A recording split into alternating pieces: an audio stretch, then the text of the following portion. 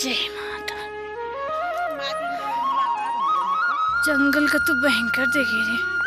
जय माता दी, जय माता दी। बहुत शक्ति सलाम है। जय पहाड़ों में मेरी मैया रहती है,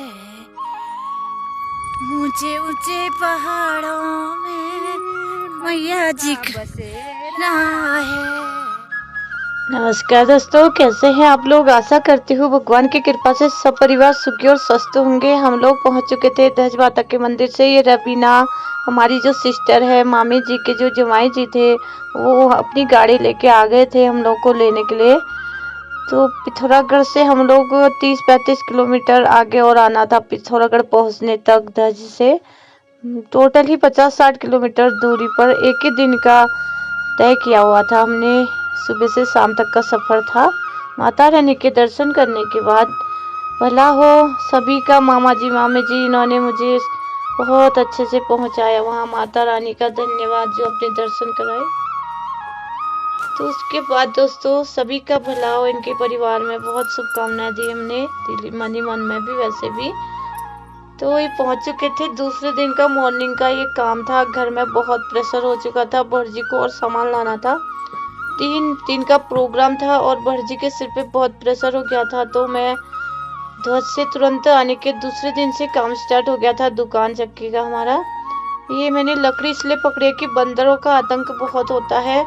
दुकान में पूरा ही सामान आया हुआ था और जो भैया थे, नेपाली भैया लोग ला रहे थे सामान। तो भटजी ने कहा कि पहले पहरादारी करनी है दुकान में, सारा सामान बंदर फैला देते खा देते। तो मैं लकड़ी पकड़ के बैठी थी और वो लोग ला रहे थे और भटजी हुई थी स्टेशन पे।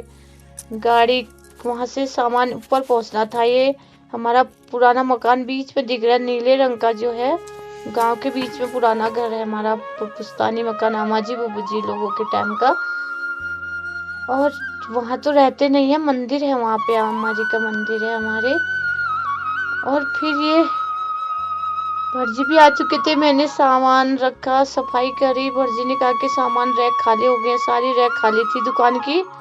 मेरा काम होता है एक हफ्ते में दुकान में जाना और सामान सेट करना। पहले हमारे दोनों बच्चे मेघा और भावना करते थे ये काम, मेघा की। फिर बाद में बच्चे चले गए तो फिर मेरे को ही करना पड़ता है ये सारा काम। तब भी गोदाम में सामान होता है, इसको सेट करना पड़ता है दोस्तों, भाइयों बहनों।